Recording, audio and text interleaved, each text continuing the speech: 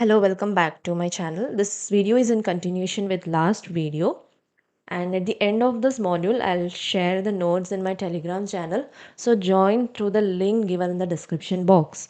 Also, as reminded last time, do not forget to subscribe my new channel Manzil Mastery. The link I'll share in the description box. So let's start 17.2 fraud risk management. So, as we are studying about forensic audit, so it mainly focuses on fraud and the investigation process and the legal proceedings. So, what is fraud? We should know what fraud means. In general, we say that that person has done fraud, this person is doing fraud, but as a definition, we must be aware so that we can write in exams. Okay.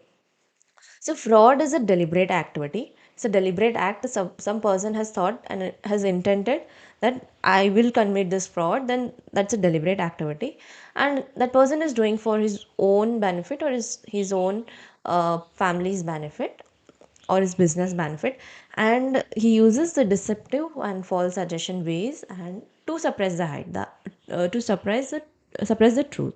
Okay, so it's a deliberate activity for some benefit and using some deception to suppress the truth. And few examples in as a CMS student, we might be knowing few examples. Still, I want to say forgery is one of the example. Forgery, what is forgery? Forgery is like to imitate someone's signature. Okay, to make some duplicate contracts. It would same look like original, but it would be duplicate one, or to make some duplicate signature. Anything which is duplicate or imitated one, that's forgery. Okay, then another example is like misusing of resources. If the person is using the business resource for his personal use, then it's misuse of resource. Okay, other one is conflict of interest. If there's influence of friendship in the business, and the person uh, approves something or does something due to friendship influence, then it's conflict of interest, as was discussed in the last video. Or something fictitious, suppliers or dummy suppliers, dummy payment, dummy receipt of goods is shown in the book of accounts, then that's also known as fraud. Now, before fraud is occurred or happen, there are a few warning signs through which we can suspect whether fraud is happening or not in an organization or business. So, this warning sign are also known as red flags. Now, this can be further divided into employees red flag and management parts red flag. Okay. To learn easily and remember, I have made few signs here so that you can recall and write an exam. So, what are employees red flags? If there are credit problems, or the person says he has huge liabilities and debts, then that's a red flag. If the person has a lot of massive change in lifestyle, if they purchase a lot of cars or buy house and even expensive jewelries, the lifestyle has totally changed out of sudden, out of blue, then that's a red flag. If the control is in the hands of only few people, and then that's a red flag. If the behavior, the person behavior is changed and he has become very much addictive, or drug abuse, or the person's behavior, that person is going through a lot of stress, then that's a red flag. If some of the people, some of the employees are not taking leaves and not going for vacations, then that's a red flag, because they might be in panic, or they might have a fear that if they might go for vacations, then this fraud would be discovered, so they might not take leave.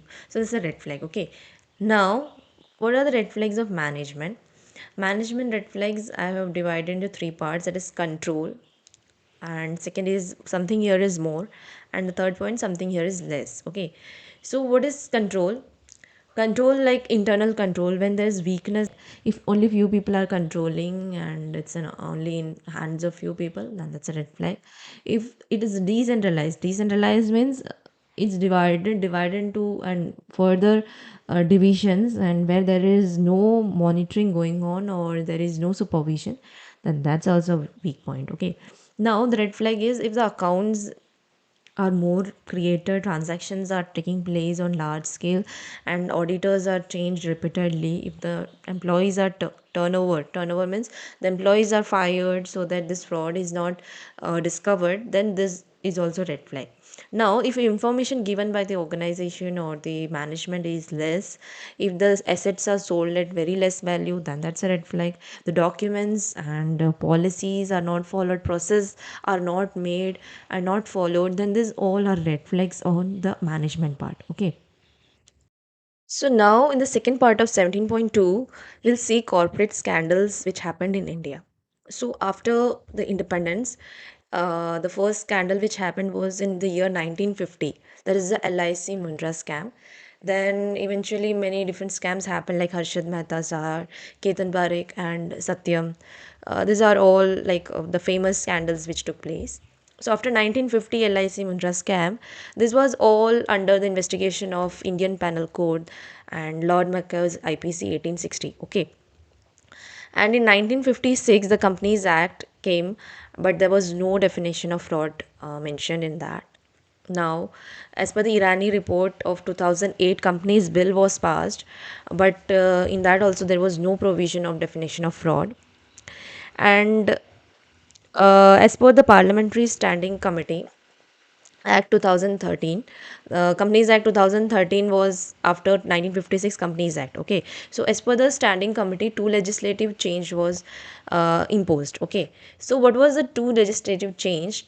That is Section 447, definition of fraud, and section 212, that is serious fraud investigation officer. Whoever investigates is known as SFIO. Okay, so these two definitions were brought or these two sections were brought as per the Companies Act 2013. Okay, so now this section 447 is the amalgamation of the Indian Penal Code sections, that is Section 405 breach of trust, Section 415 cheating, Section 463 forgery, Section 447A false accounts. Okay, so this amalgamation introduced Section 447, that is the definition of fraud, and the investigation officer, serious fraud investigation officer, Section 212. So now, what is given in the definition of 447? That we must know. What is the definition of fraud given in section 447? So the definition which you already saw, that fraud is an act.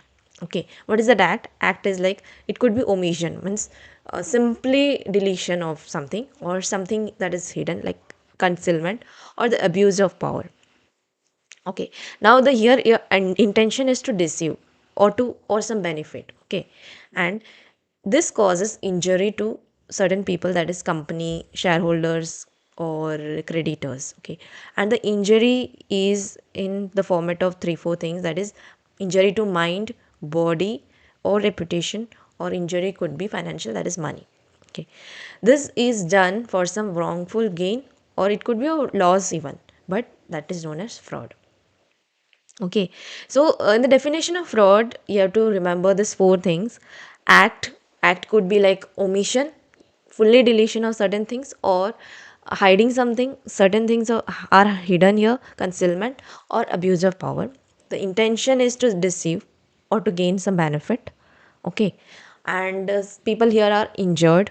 The injury is in the form of injury to mind, body, or reputation, or financial, money. Okay, even if the gain is wrongful or even the loss is happened, it's known as fraud.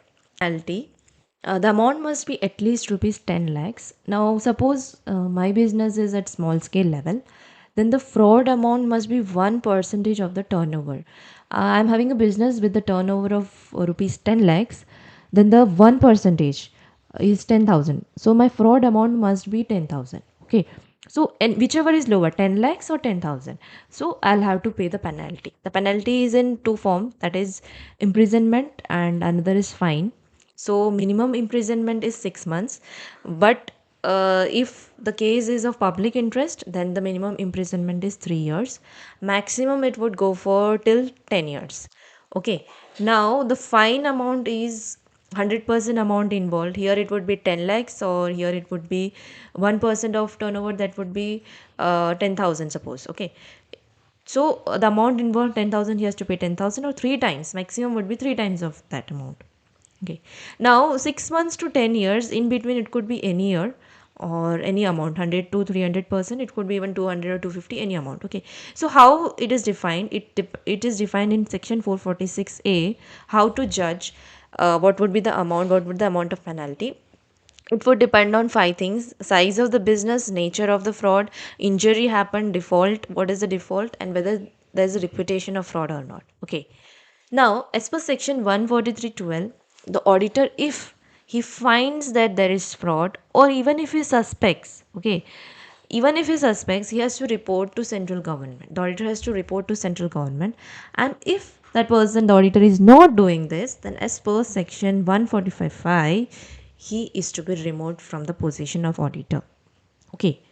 Now, Securities Exchange Board of India also, as per this report 2015, 8 October 2020, they also mentioned that if the company is, if the organization is doing the forensic auditing, then this stock exchange has, they have to inform the stock SEBI, that is Securities Exchange Board of India, two things. One is the name of the auditors involved in this process, and also why they are being appointed and why this financial audit is taking place. Second, the final reports with the comments of management, they have to be submitted. Okay, they need to be submitted. Also, as per the PMLA Act, this fraud is offense. About our study note, what all we learned. So we saw frauds definition, examples. We saw fraud triangle already in the last video we have covered, so do watch that if you have not watched.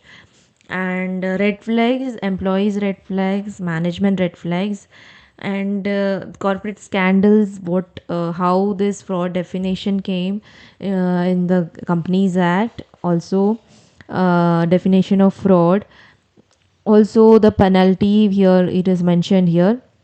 And section 446A, what factors in deciding the amount of fine and imprisonment. Also the duty of auditors as per 143.12 to the central government, and not, if not he has not mentioned and not reported, then as per section 145 he has to be removed. Then SEBI amended also, we learned. Also 17.3, financial forensic example: theft, securities fraud, money laundering, valuation dispute, tax evasion, forensic audit techniques, and even the qualities. We learned what qualities auditor must have. And the last portion is the investigation methodology, which we covered in the last video. So it's repeated here. Okay.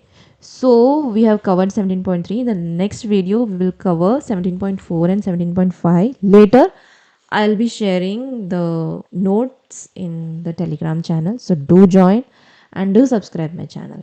Bye.